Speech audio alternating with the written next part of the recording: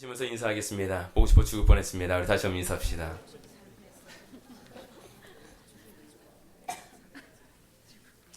이상하게 이 인사가 할 때마다 좋은 것 같습니다. 저는 너무 좋더라고요. 여러분 정말 보고 싶어 죽을 뻔했습니다.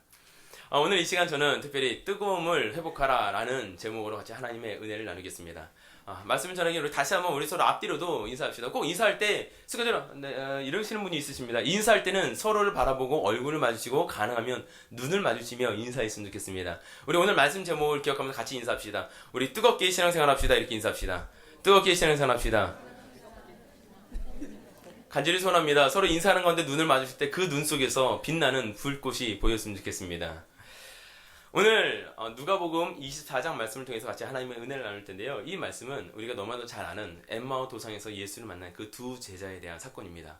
우리가 어제 토요일 새벽 말씀에도 동일한 말씀으로 같이 하나님의 은혜를 나눴죠. 특별히 어제는 엠마오로 가던 그 길에서 예루살렘으로 그 길을 바꾸는 그 엠마오로 가는 그 길에 대해서 같이 하나님의 은혜를 나눴습니다. 그 가운데 오늘은 특별히 이제는 그 엠마오 도상에 서 있는 그 두 제자를 중심으로 좀 바라보는 가운데 하나님의 은혜를 나누겠습니다. 오늘 본문에 나오는 엠마오 도상에 나온 이 두 제자, 이들의 모습은 어떠합니까? 이들은 예수님이 십자가에 달려 죽으신 그 사건 가운데 이제는 주님이 돌아가시는 것을 보면서 그 마음 가운데 때로는 좌절하고 낙담하는 그 절망감으로 예루살렘에 있어야 할 이들이 예루살렘을 떠나서 자신의 고향 엠마오 쪽으로 향해서 걸어가는 그 모습이 그려지고 있습니다.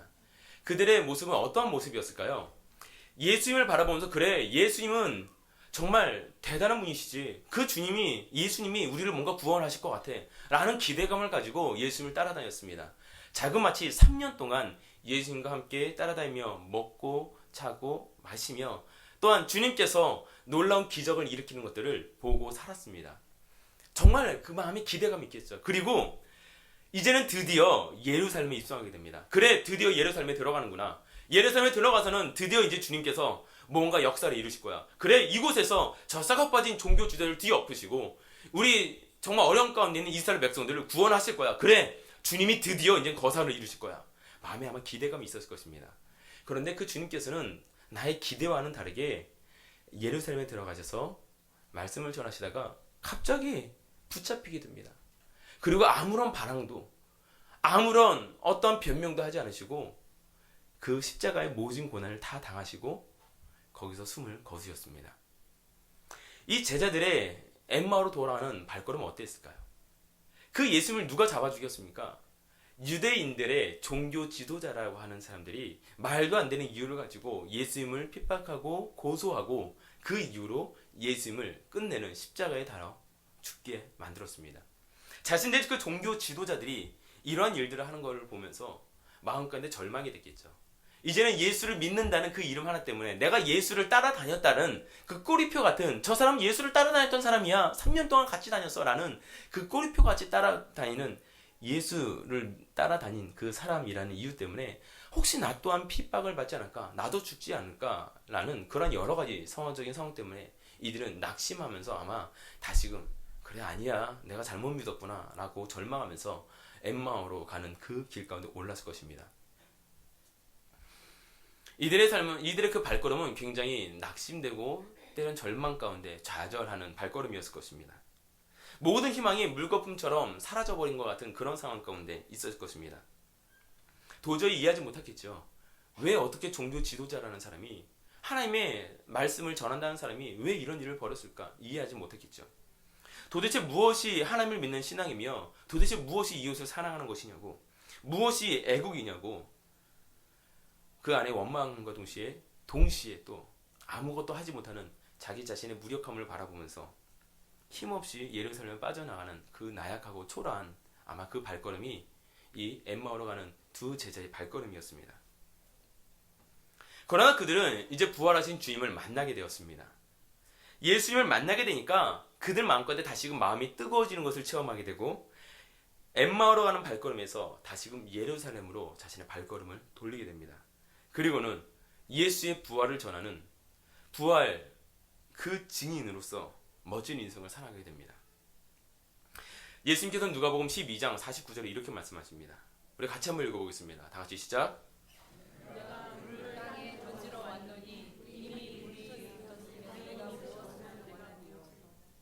여러분, 이 성경 구절은 그렇게 읽으시면 안 됩니다. 하나님이 불을 던지러 오셨다는데 불이 나게 떨어지면 불이 딱 그 불똥이 떠지면 아 뜨거 불이 떨어졌네 이렇게 내려놓는 분 있으십니까? 주님께서 우리에게 불을 던지러 오셨다는데 그 불이 있는 사람은 이렇게 아 뜨거 이러면 안 된다는 거예요. 뜨거운 게 뜨면 아 뜨거 놀라지 않습니까? 성경 말씀 있는 가운데 한번 그런 열정으로 한번 크게 힘차게 읽어봤으면 좋겠습니다. 다 같이 시작. 내가 불을 땅에 던지러 왔노니 이 불이 이미 붙었으면 내가 무엇을 원하리요. 할렐루야. 주님께서는 우리에게 불을 주려고 오셨다고 하셨습니다.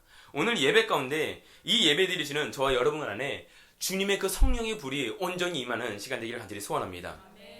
이 두 제자들은 힘없이 터벅터벅 걷는 그 발걸음 가운데 예수를 만나고 그 안에 뜨거움으로 다시금 이제는 그 인생이 변화해서 이 예루살렘을 밟고 옮기고 멋있게 주의 부활을 놀랍게 전하는 증거하는 인생이 되었습니다.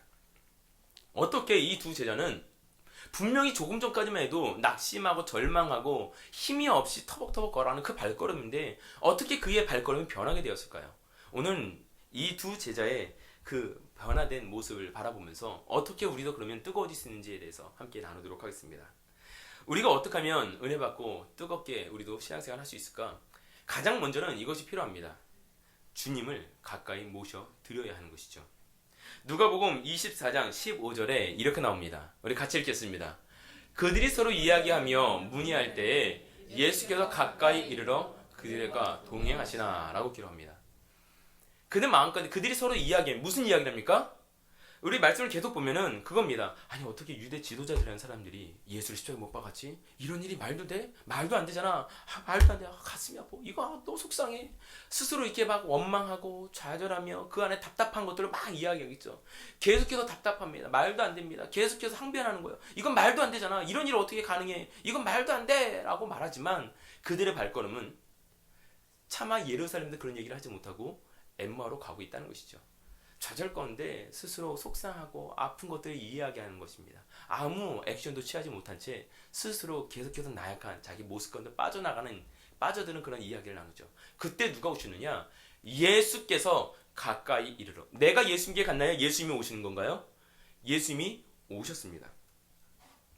3년 동안 예수님을 모셨던 제자들이고 예수님 십자가의 그 처형을 직접 목격했던 이 제자들은 좌절과 절망 가운데 있었지만 그 낙심 가운데 고향으로 내려가는 그 제자들에게 주님이 찾아오셨다는 것입니다. 그리고 그들과 동행하셨다는 것입니다.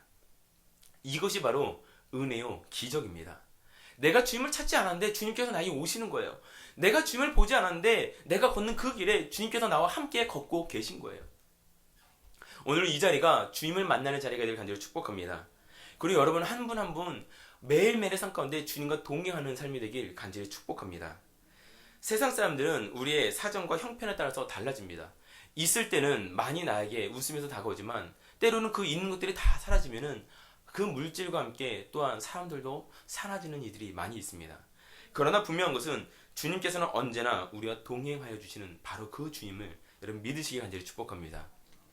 참으로 감사한 것은 그 주님이 내가 먼저가 아니라 내가 찾을 때만이 아니라 주님이 먼저 오셔서 나와 동행하고 계시다는 사실, 주님이 먼저 나를 사랑하셨다는 사실, 이것을 우리는 은혜라고 말하는 것입니다. 내가 어떠한 모습이기 때문에 내가 무엇을 했기 때문이 아니라 주님께서 먼저 나를 찾아주시고 먼저 나를 사랑해 주시고 주님이 나의 어떠함이 아니라 할지라도 나와 동행하시는 그분. 그렇다면 우리가 여기서 조금 더 필요한 것이 있습니다. 우리의 신앙생활이 여기서 머물러서는 안 된다는 것입니다. 우리가 때는 믿음으로 이렇게 고백합니다. 너무나도 거룩하고 은혜로운 고백이죠. 주님께서 우리와 함께 하십니다. 나는 나와 함께 하신 주를 믿습니다. 언제나 그분이 나와 함께 하시면 믿습니다. 라고 은혜롭게 고백합니다. 그러나 이것만으로는 부족합니다. 여기서 멈춰서는 안 됩니다. 무엇이 필요하느냐? 우리가 조금 더 주님께 나아가는 열정적인 헌신이 필요하다는 것이죠. 이것을 신인협동이라고 말합니다. 보는 사람의 관점에 따라 다르게 말할 수 있겠지만 제가 성경을 바라보면서 느낀 것은 이겁니다. 신인협동. 하나님께서 우리에게 다가오셨으면 물론 하나님께서 정권적으로 역사하시지만 강력하게 역사하시지만 그에 대한 우리의 반응이 있어야 된다는 거예요. 주님께서 나에게 오셔서 말없이 나와 동행하실 수도 있습니다. 그러나 이때 중요한 것은 우리도 주님을 바라보는 반응이 필요하다는 것이죠. 오늘 말씀 15절에서 더 읽어보면은 28절 말씀에 이렇게 나와 있습니다. 28절 말씀 같이 읽겠습니다. 다 같이 시작. 그들이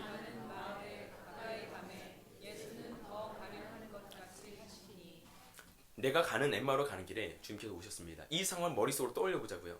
내가 엠마오로 가고 있습니다. 가는데 갑자기 한 분이 오세요. 그분이 주님이세요. 물론 아직 제자들은 그분이 주님인지 모릅니다. 하지만 주님이 나와 함께 오셔서 나와 같이 걸음을 걸으십니다.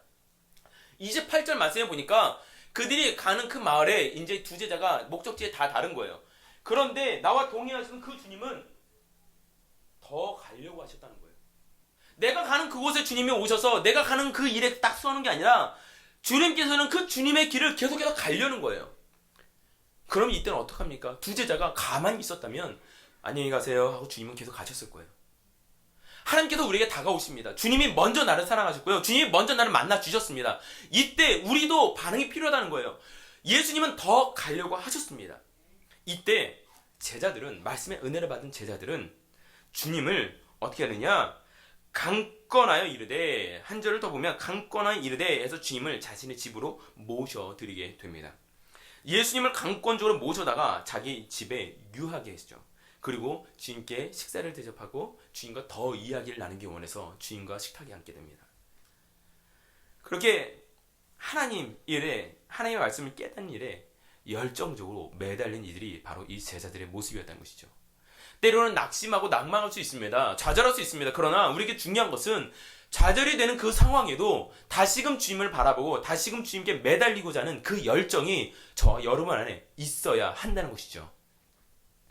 그렇게 음식을 대접하고 주님을 모셔드린 그 덕에 계속해서 주님께서는 당신의 길을 걸어가시고자 할 때 안 됩니다 주님, 다른 곳에도 하나님이 필요하지만 나에게 먼저 필요합니다. 나에게 오시옵소서, 나에게 말씀해 주시옵소서, 강권적으로 주님을 모셔드리는 그 열심으로 말미암아 주님께서는 이들에게 오셔서 축사하시고 떡을 떼어서 그들의 입에 넣어주십니다.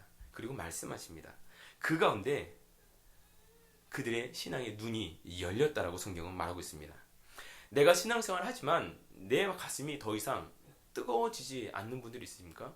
언제부턴가 내 눈에서 눈물이 메말라 버리고 언제부턴가 주님을 믿었을 때 그 뜨거운 열정과 내 안에 뭔가 주님 하면 흥분되는 그 흥분들이, 그 감정들이 사라져 버리진 않았습니까?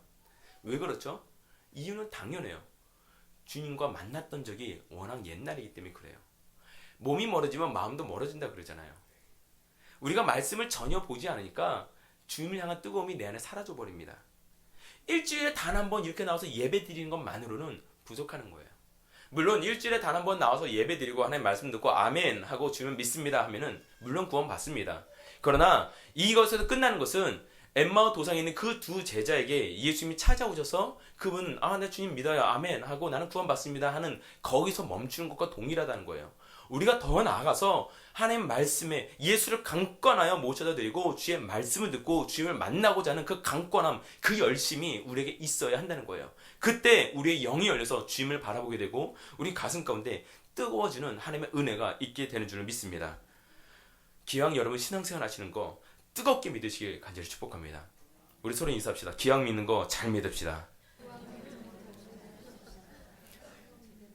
여러분 기왕 인사하시는 거 제대로 인사해 주시면 감사하겠습니다. 기왕 믿는 거 잘 믿읍시다. 이거 말고요. 다시 한번 우리 서로 눈을 바라보면서 인사합시다. 기왕 믿는 거 뜨겁게 믿읍시다. 이렇게 인사합시다. 여러분 정말 예수를 믿는다고 이 자리에 나왔는데 주일 아침 이 귀한 시간 이 자리에 나왔는데 기왕 믿는 거 뜨겁게 믿으시기 간절히 소원합니다. 여러분 정말 주님을 믿는데 뜨겁게 믿지 않고 예수님 나는 믿었어, 나는 구원받았어, 됐어, 아멘 하고 끝나시는 분들은, 아니 단지 그렇게만 신앙생활 하실 거면 여러분 예수님 믿으십니까? 아멘. 구원 받으셨네, 그쵸?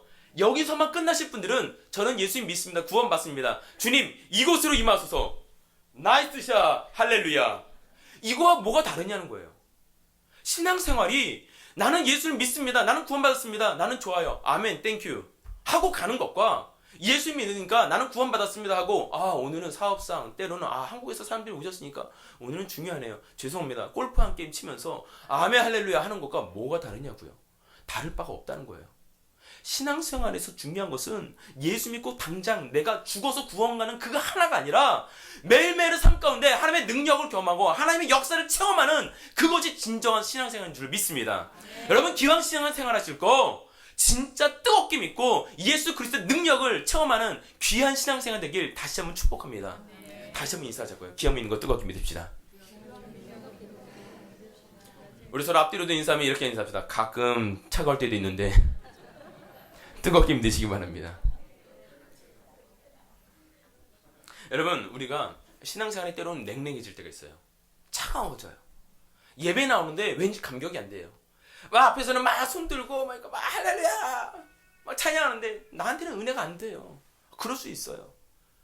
말하면 뭐합니까? 예수님을 3년이나 따라다녔던 그 두 제자도 예수님이 부활하셨다는 소식을 이미 들었어요. 저는 이 말씀을 묵상하면서 놀랐던 사실은 예수님이 부활했다는 사실을 여자들이 먼저 예수님이 부활하신 빈 무덤 보고 그곳에서 천사가 예수님이 부활했다는 사실을 전해 주는 것을 두 제자는 들었어요. 듣고 또 어떤 사람들도 그 소식 때문에 또 가서 본즉 무덤이 비어 있었더라 이 얘기를 하는 것도 들었어요. 그런데도 마음에 믿어지지가 않아요. 그러니까 낭망하고 돌아가요. 예수님과 3년 동안 같이 살았던 두 제자도 이러할진데 우리도 그럴 수 있다는 것은 당연하다는 거예요. 그러나 당연하기 때문에 당연하게 그렇게 살지 마시고요. 이 두 제자는 예수를 만나니까 마음이 뜨거워져서 가는 길을 돌이켜서 인생 변화돼서 살아가게 되더라고요. 기왕 신앙생활 하는 거 이렇게 믿자고요. 낭망하면서 예수님이 부활하셨다는데 그렇지 뭐 어깨가 축 처져서 살아가는 거 아니라 주님을 믿기 때문에 그 믿는 신앙으로 오늘도 뜨겁게 살아가길 소원합니다. 마가복음 5장 25절에 보니까 12해를 혈루병으로 고생하던 여인이 나옵니다. 이 25장 말씀에 보면은 큰 무리가 애워싸더라 라고 기록합니다. 한번 같이 읽어볼까요? 시작. 큰 무리가 따라가며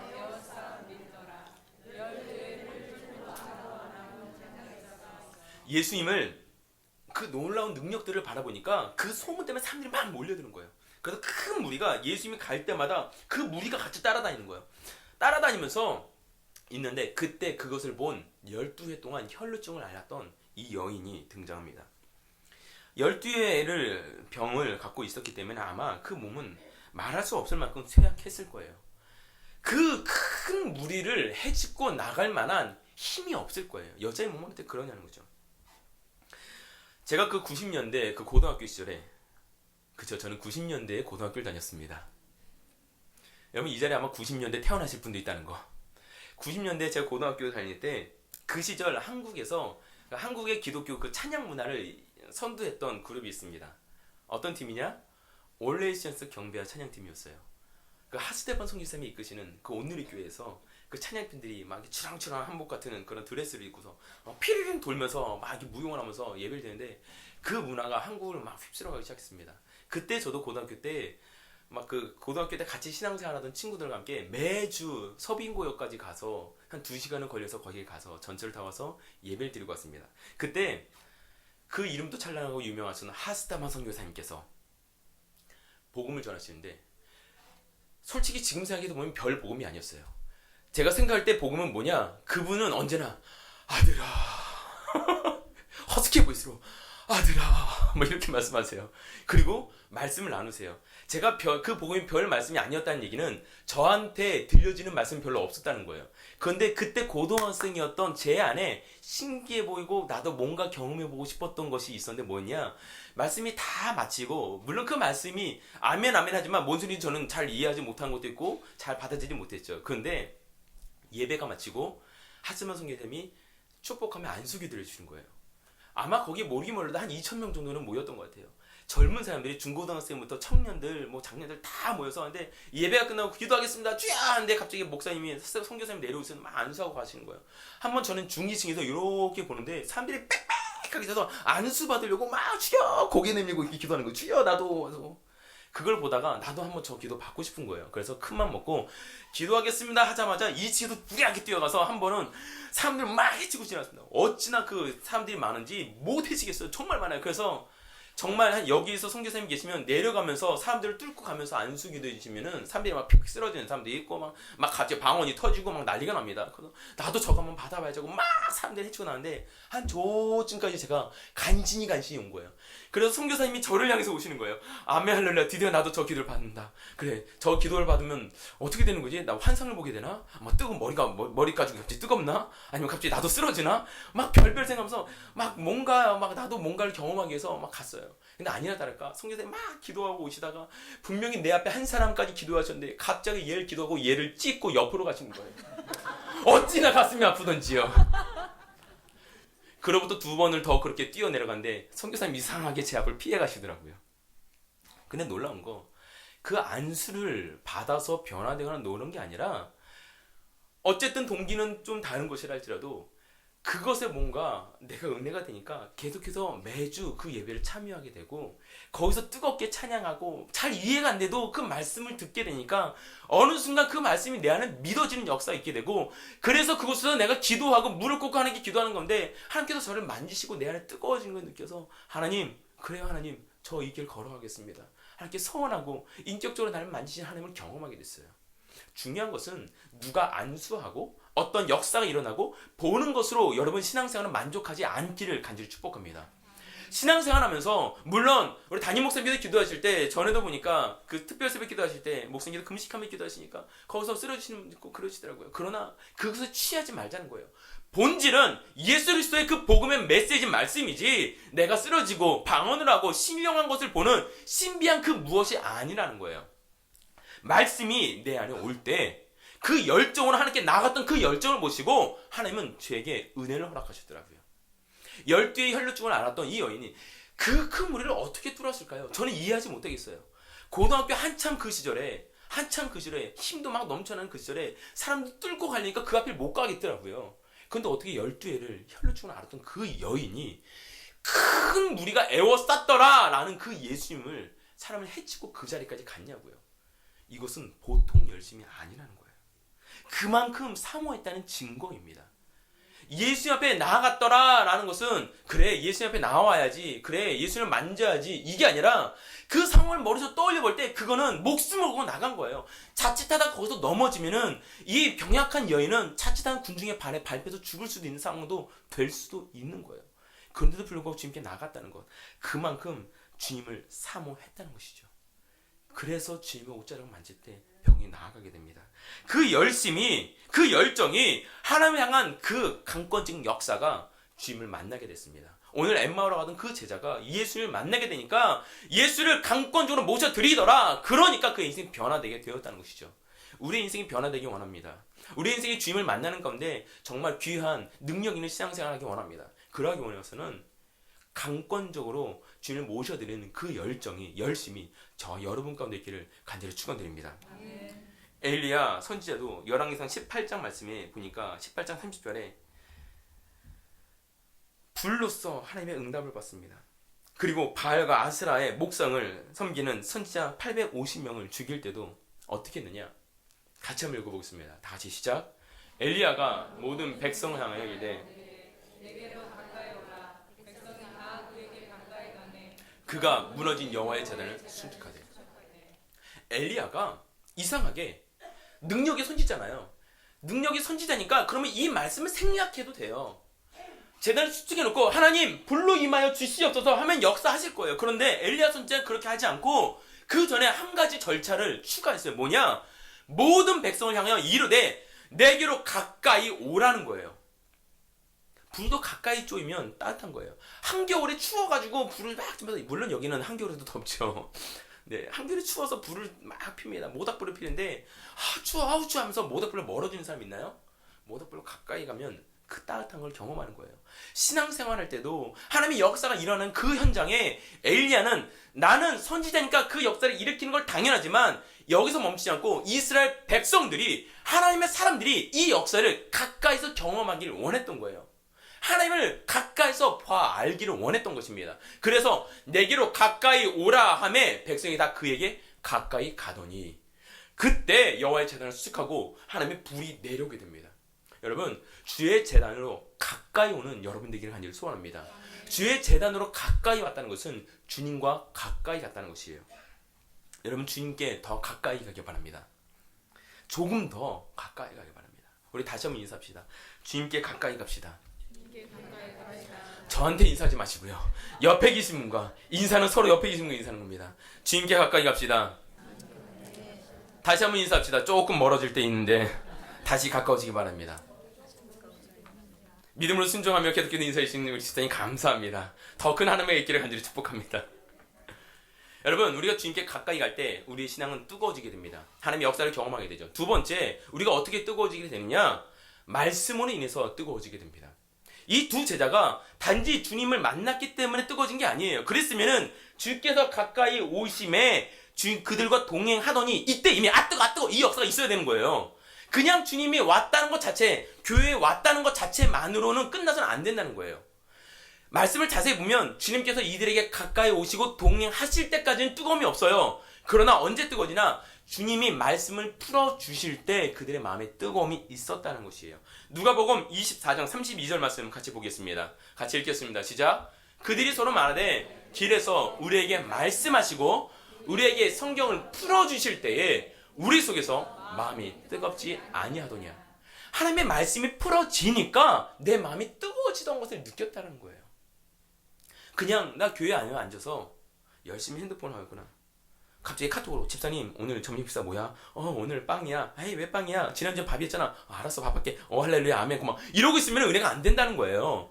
마음에 뜨거움이 없다는 거예요.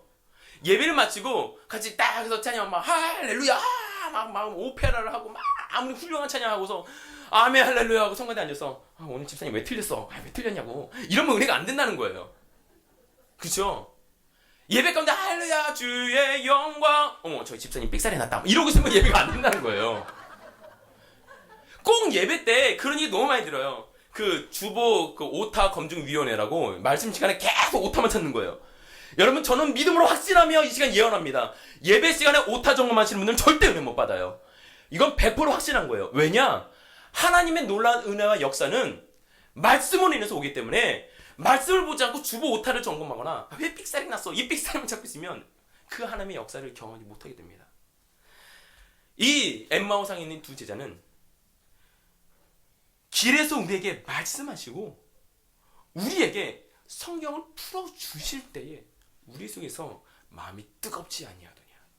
하나님의 말씀이 내 안에 있을 때 내 마음이 뜨거워졌다는 거예요.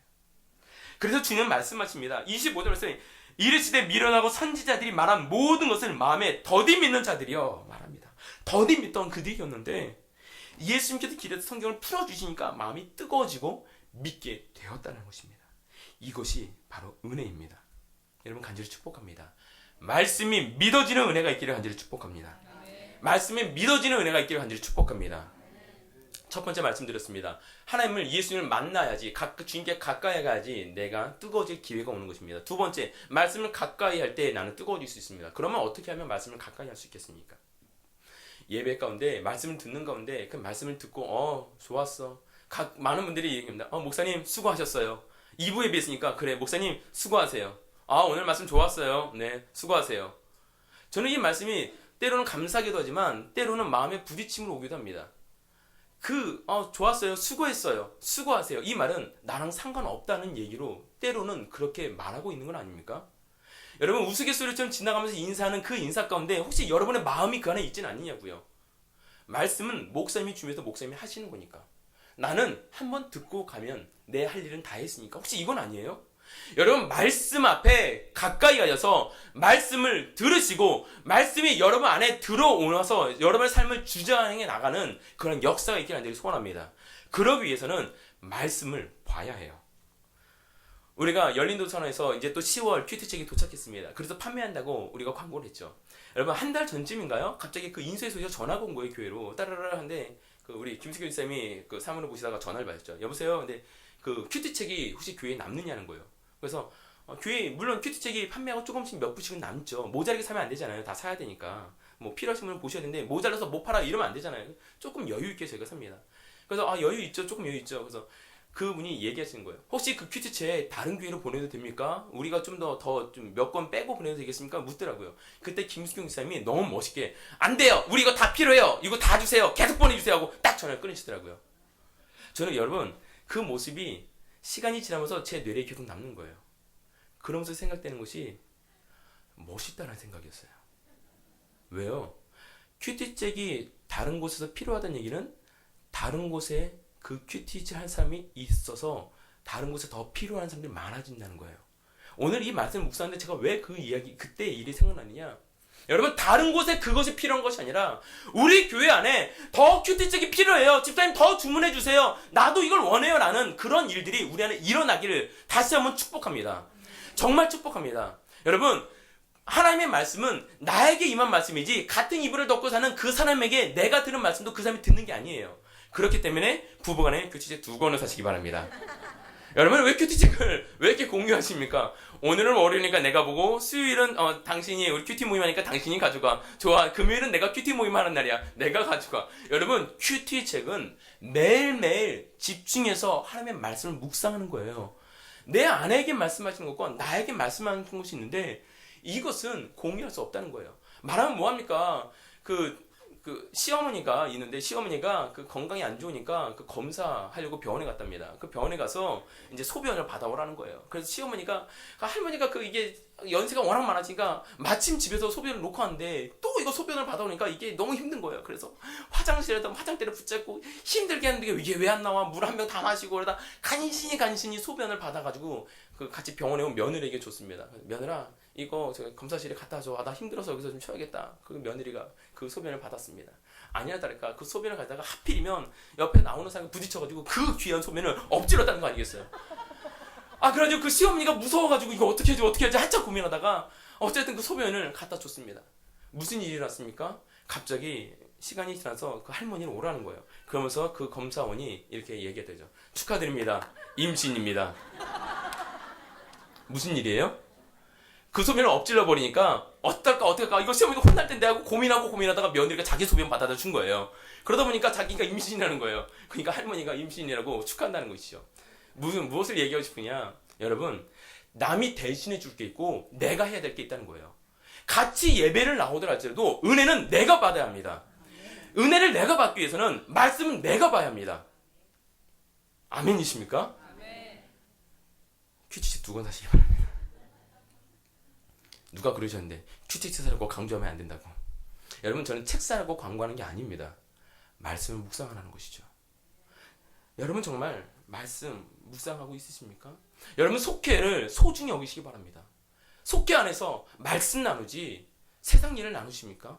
여러분 큐티방으로 또 모이시잖아요.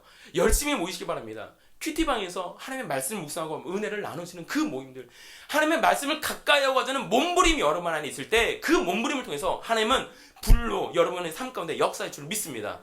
그때 우리의 삶이 정말 은혜의 삶이 된다는 것이죠. 말씀을 예수께서 우리에게 말씀하시고 우리에게 성경을 풀어줄 때 우리 속에서 마음이 뜨겁지 아니하더냐. 하나님의 말씀이 우리의 가슴을 뜨겁게 합니다. 세 번째로, 첫 번째는 뭐였죠? 주님과 가까이. 두 번째는 말씀으로 인해서 마음이 뜨거워지고. 그럼 세 번째로 어떻게 해서 우리의 마음이 뜨거워지느냐? 믿음의 눈이 이제는 말씀 때문에 내 눈이 밝아졌습니다. 그래서 이 제자들은 예수를 바라보게 됐고요. 가서 예수를 증거하게 됐습니다. 예수님을 증거할 때 그들 마음에는 더 뜨거움이 있게 된다는 것이에요. 여러분, 이 설교를 준비하고 제가 이제 설교를 합니다. 설교를 하면서 제일 많은 은혜를 받는 사람은 누구게요?